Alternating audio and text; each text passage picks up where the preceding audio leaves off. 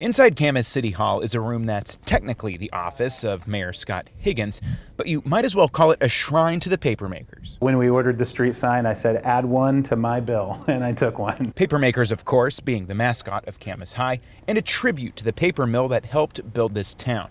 But this week, that identity took a hit when the company that owns the mill announced it would be laying off up to 300 employees. We were shocked, and the word I used a lot yesterday was sad, and today it's just sad news for the community. Not far from City Hall, an empty parking lot reserved for mill employees, a visual reminder of what's happening here. Georgia Pacific, the company that owns the mill, blamed the layoffs on decreasing demand for communication paper products. It's a pretty big deal. It's a lot of people. Bill Spring first started working at the mill 30 years ago and is now with the union that represents workers.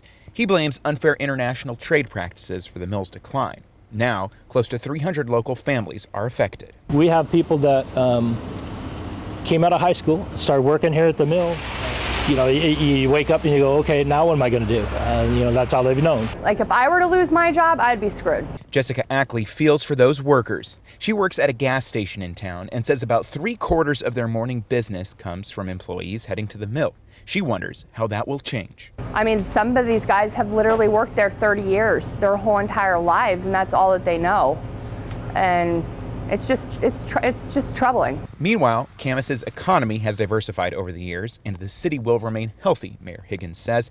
But by no means does that lessen the blow for those affected families. What it really is more a blow to is just our psychology. I mean, this is who defines us. This is what we are. These are really good jobs, and they're what our town was built on. The only reason we're a city is because of the mill. And Georgia Pacific has said it's having conversations about severance packages for the employees who will lose their jobs. Meanwhile, those actual layoffs won't happen until after June of next year. Guys? Thank you, Taylor.